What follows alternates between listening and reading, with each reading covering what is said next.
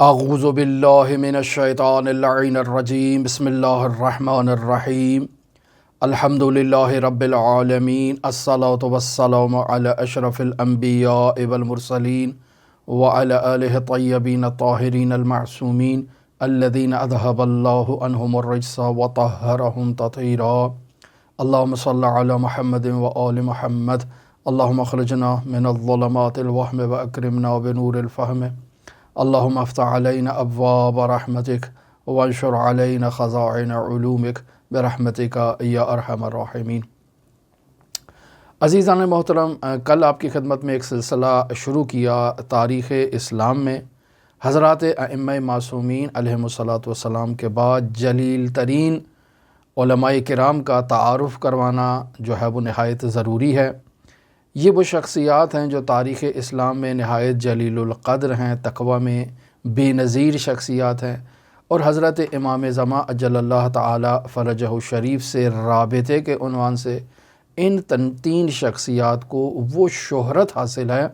کہ جو تاریخ اسلام میں کسی اور شخصیت کو حاصل نہیں ہوئی۔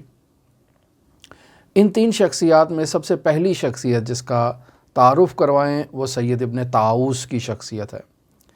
عزیزان محترم، سید ابن طاؤس کو جمال العارفین کے نام سے بھی یاد کیا جاتا ہے، یعنی اس لقب سے ان کو یاد کیا جاتا ہے۔ عالم اسلام شیعی میں وہ فخر عالم اسلام ہے، یعنی تشیع کے علماء میں سید ابن طاؤس فخر عالم اسلام ہے، عالم ربانی ہیں، یعنی جن کا علم اور عمل دونوں ایک دوسرے کے ساتھ مطابقت کرتے ہیں، فقیہ ہیں، اور فقیہ بھی معمولی نہیں، بابصیرت فقیہ ہیں، معلم اخلاق ہستی ہیں، اور ان کا نام سید ابن طاؤس ہے۔ ایک عالم ربانی، ایک روحانی تربیت کرنے والی شخصیت، ایک ایسی شخصیت جس نے اپنی تمام زندگی اللہ تبارک و تعالیٰ کے قرب کے حصول کے لیے مراقبے میں گزاری۔ اس عنوان سے سید ابن طاؤس اہل مراقبہ کہلاتے ہیں، یعنی سید اہل مراقبہ، یعنی مراقبہ کرنے والی شخصیات میں سید ابن طاؤس سرور و سردار کی حیثیت رکھتے ہیں۔ عزیزان محترم، سید ابن طاؤس کا نام علی ہے اور ان کا لقب رضی الدین ہے، اور یہ عزیزان محترم شجرہ نسب کے اعتبار سے دیکھیں تو ان کا نام علی ہے، والد کا نام موسیٰ ہے، اور دادا کا نام جعفر ہے، اور پھر اس طرح سے یہ 14 واسطوں سے حضرت امام حسن مجتبیٰ علیہ السلام کی ذریت سے ہیں، اور امام حسن مجتبیٰ تک جو شخصیت انہیں پہنچاتی ہیں وہ سید حسن مثنیٰ ہیں۔ پس اس اعتبار سے یہ حسنی سید ہیں، شاید والدہ کی طرف سے یہ حسینی سید ہوں، لیکن والد کی جانب سے یہ حسنی سید ہے۔ عزیزان محترم، ان کی تاریخ پیدائش کل آپ کی خدمت میں بیان کی، 15 محرم 589 ہجری قمری کو یہ جلیل القدر فقی، جلیل القدر عالم عراق کے شہر حلہ میں پیدا ہوئے۔ ابتدائی تعلیم اور ابتدائی پرورش یعنی مقدماتی تعلیم، عربی سے متعلق تعلیم، اور جو ابتدائی دینی تعلیم ہے انہوں نے اپنے والد بزرگوار کے پاس حاصل کی، اور ان کے دادا ورام بن ابی فراس ان کے پاس انہوں نے تعلیم حاصل کی۔ دونوں شخصیات یعنی ان کے والد بھی اور ان کے جو دادا ہیں وہ دونوں شخصیات جو ہیں وہ علمی اور معنوی مقام پر نہایت جلیل القدر معنوی شخصیات مشہور تھیں اپنے زمانے میں، اور سید ابن طاؤس نے بہت ہی جلد علمی مقامات کو طے کیا، چونکہ ان کے دادا نے انہیں یہ تربیت دے رکھی تھی کہ بیٹا جس کام کو بھی آپ نے شروع کرنا ہے، خواہ وہ علمی میدان میں کوئی علم ہو یا عملی میدان میں کوئی عمل ہو، تو اس کام میں کسی کم درجے پر ہرگز راضی نہ ہونا بلکہ کمال کی چوٹیوں کو طے کرنا۔ لہٰذا سید ابن طاؤس نے اپنے دادا کی اس نصیحت پر عمل کرتے ہوئے جس علم میں بھی ہاتھ ڈالا اسے پایہ کمال تک پہنچایا، اور جس عمل کو بھی آغاز کیا اس عمل میں انہوں نے مہارت حاصل کی۔ لہٰذا سید ابن طاؤس کے بارے میں عزیزان محترم یہ بیان کیا جاتا ہے کہ انہوں نے فقہ کی تعلیم 2 سال میں مکمل کر لی، اور اس قدر مہارت حاصل کی کہ انہیں پھر کسی کی تقلید کی ضرورت پیش نہیں آئی، وہ خود صاحب نظر مجتہد ہو گئے۔ اور پھر چونکہ ایک نہایت ہی جلیل القدر شخصیت ہے سید ابن طاؤس، جب انہیں فتویٰ دینے کے لیے کہا تو انہوں نے کہا کہ نہیں، میں فتویٰ نہیں دوں گا، میں جو ہے وہ خود کو ہلاکت میں مبتلا کرنے سے خوف زدہ ہوتا ہوں کہ خدا نخواستہ میری زبان سے کوئی ایسا فتویٰ جاری ہو جائے، کوئی ایسا کلمہ جاری ہو جائے کہ جس فتوے پر اور جس کلمے پر اہل بیت راضی نہ ہوں، اور وہ میرا کلام جو ہے وہ خداوند متعال کی مرضی کے برخلاف ہو۔ لہٰذا ہرگز انہوں نے فتویٰ دینے کے لیے صاحب جو ہے وہ فتویٰ نہیں بنے، یعنی فتویٰ کی مسند پر فائز نہیں ہوئے۔ البتہ ان کے پاس متعدد علماء سے اجازہ روایت موجود تھا، اور سید ابن طاؤس کی زندگی میں یہ چیز معلوم ہوتی ہے کہ وہ ہر علم کو سیکھنے کی اجازت نہیں دیتے تھے۔ یعنی جب ان کے بیٹے نے مختلف علوم کو پڑھنے کا آغاز کیا اور شوق کا اظہار کیا تو کہا بیٹے ہر علم کو پڑھنے کی اجازت نہیں ہے، بلکہ ایسے علم کو پڑھو، یعنی انسان کی عقل اسے یہ کہتی ہے کہ ایک بندے کا وظیفہ یہ ہے کہ وہ اللہ کے لیے مراقبہ کرے، یعنی اللہ تک پہنچنے کے لیے اپنا خیال رکھے، اپنی طرف توجہ دے، اور وہ علم جو اسے اللہ سے دور کرتا ہے اس علم کو پڑھنے سے اجتناب کیا جائے۔ لہٰذا جو ہے وہ اللہ کی طرف رغبت دلانے والے علم کی طرف توجہ کی جائے اور دوسرے علوم سے دوری اختیار کی جائے۔ لہٰذا وہ کتاب جو انسان کو اللہ کی یاد سے روک دیتی ہے اور خود کی طرف مصروف کر دیتی ہے انسان کی ذہن کو، انسان کے فکر کو، در واقع یہ کتاب انسان کو روحانی اعتبار سے مریض بنا دیتی ہے، یعنی انسان در واقع بیمار ہو جاتا ہے ایسی کتاب کے پڑھنے سے۔ پس در واقع یہ علم، یہ کتاب انسان کی دشمن ہے، اس سے انسان کو دوری اختیار کرنی چاہیے۔ لہٰذا بیان ہوا کہ سید ابن طاؤس نے فتویٰ دینے سے منع کر دیا، حالانکہ وہ علمی اعتبار سے جو ہے وہ صاحب فتویٰ بن سکتے تھے، یعنی مرجعیت علمی رکھتے تھے، اور مرجعیت علمی کے بعد انسان اگر فتویٰ دے تو یقینی بات ہے وہ جو فتویٰ دے رہا ہے وہ علم کی بنیاد پر ہے، قال الصادق و قال الباقر کی بنیاد پر ہے، قرآن و حدیث کی روشنی میں وہ گفتگو کر رہا ہے۔ لیکن سید ابن طاؤس نے کہا کہ مجھے فتویٰ دینے سے ڈر لگتا ہے، اور جب سید ابن طاؤس کو کہا کہ آپ قاضی بن جائیں تو منع کر دیا، کہا عقل حکم یہ کرتی ہے کہ اس منصب سے دوری اختیار کی جائے، اور عقل یہ حکم کرتی ہے کہ میں اپنے آپ کو اللہ کی یاد میں مصروف رکھوں۔ عزیزان محترم، سید ابن طاؤس نے جو ہے وہ حلہ سے کاظمین کی طرف سفر کیا، وہاں جا کر ناصر بن مہدی جو وزیر وقت تھا اس کی بیٹی سے سید ابن طاؤس نے نکاح کیا۔ اس خاتون کا نام زہرہ خاتون تھا، اور اس نکاح کے لیے بھی سید ابن طاؤس نے پہلے استخارہ کیا۔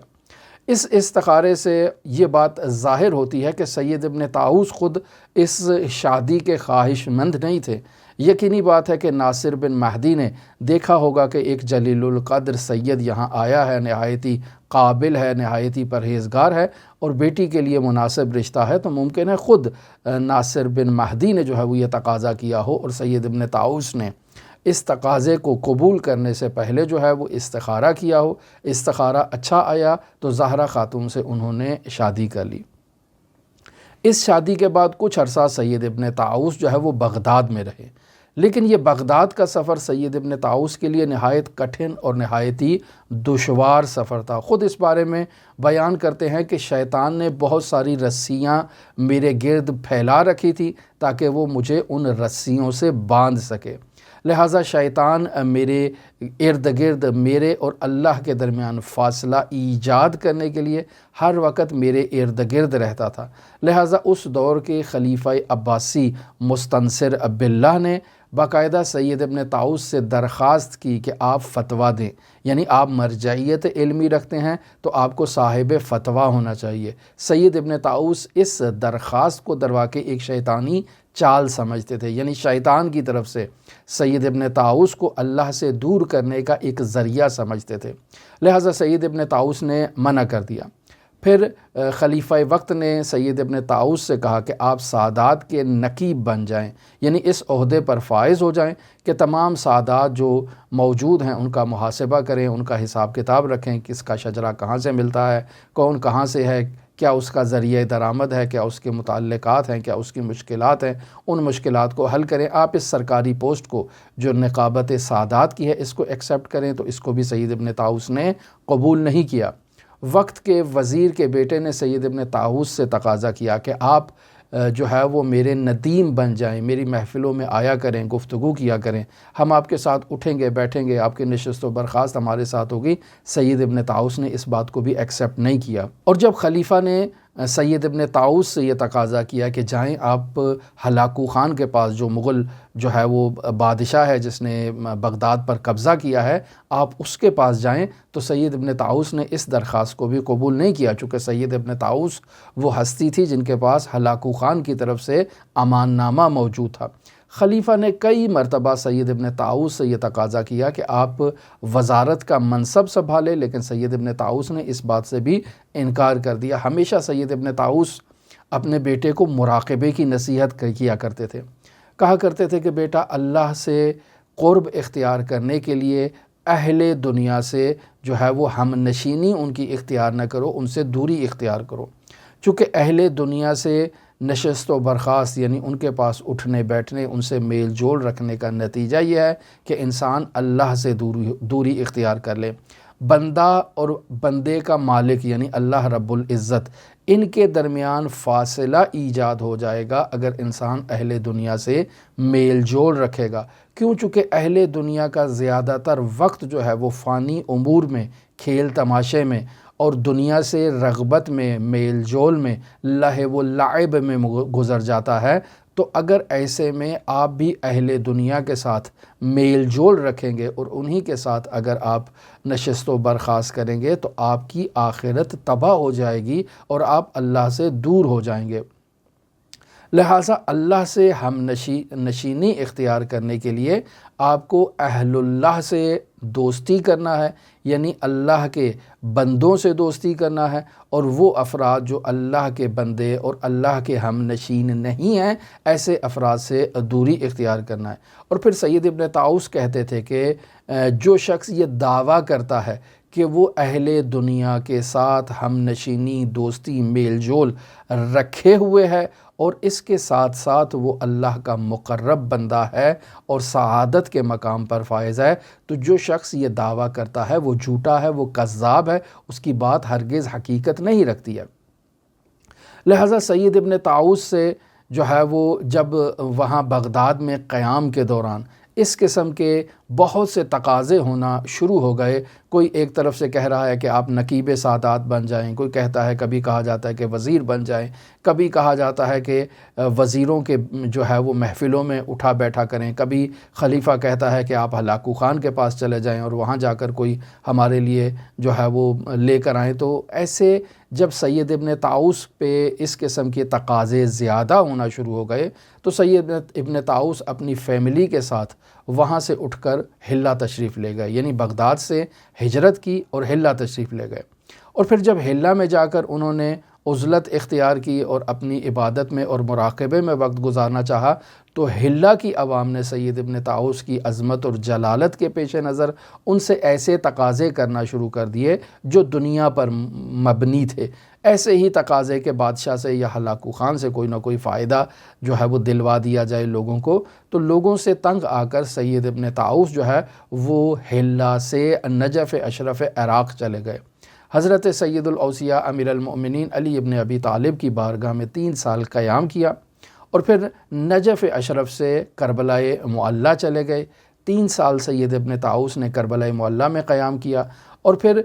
کربلا سے 3 سال قیام کرنے کے بعد اب سامرہ جانے کا ارادہ کیا تو ان کے لیے وہاں جانا ممکن نہ ہوا، چونکہ معلوم ہوا کہ ہلاکو خان نے بغداد پر قبضہ کر لیا ہے اور ایسے میں سید ابن طاؤس کا بغداد جانا نہایت ہی ضروری تھا۔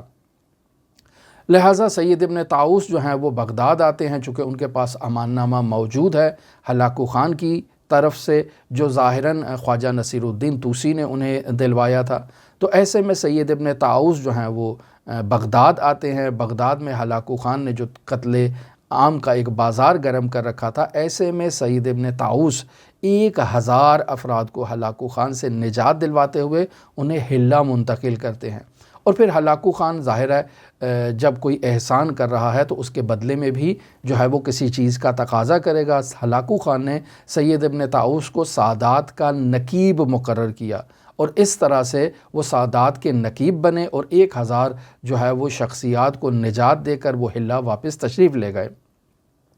عزیزان محترم، سید ابن طاؤس نے متعدد کتابیں بھی لکھی، اور سید ابن طاؤس کے پاس ایک بغداد میں کتاب خانہ تھا جس کے متعلق بیان کیا جاتا ہے کہ 1500 کتابیں اس کتاب خانے میں موجود تھیں، اور ان کتابوں میں سید ابن طاؤس کی خود ایک عظیم ذخیرہ کتابوں کا موجود تھا۔ مثلا آپ دیکھیں اقبال الاعمال ایک عظیم کتاب ہے دعاؤں کی جو سید ابن طاؤس کی ہے۔ مثلا مقتل لہوف جو ہے وہ سید ابن طاؤس کی ہے۔ محج الدعوات و منحج العبادات یہ بھی سید ابن طاؤس کی کتاب ہے۔ تو اس طرح سے عزیزان محترم سید ابن طاؤس کا جو بغداد میں کتاب خانہ تھا وہ نظر آتش کر دیا گیا۔ بعد میں کچھ شخصیات نے ان کتابوں کو جو اس کتاب خانے میں جمع تھیں ان کو جو ہے وہ دوبارہ کہیں سے تلاش کرنا یا ان کی بازسازی کرنا شروع کی، اور ظاہراً بیان کیا جاتا ہے کہ 670 کے قریب یہ کتابیں دوبارہ جمع کی گئیں۔ سید ابن طاؤس عزیزان محترم نہایت جلیل القدر عالم تھے۔ ان کا انتقال 5 ذیقعد 664 ہجری قمری کو ان کا انتقال ہوتا ہے، اور دن ہوتا ہے سوموار کا، اور یہ وصیت کرتے ہیں کہ انہیں حضرت سید الاوصیاء امیر المؤمنین علی ابن ابی طالب علیہ آلاف و تحیت و ثنا کے قدموں کی جانب تدفین کیا جائے، اور ان کی قبر آج بھی حضرت سید الاوصیاء امیر المؤمنین علی ابن ابی طالب کے حرم میں وہاں موجود ہے۔ عزیزان محترم، علامہ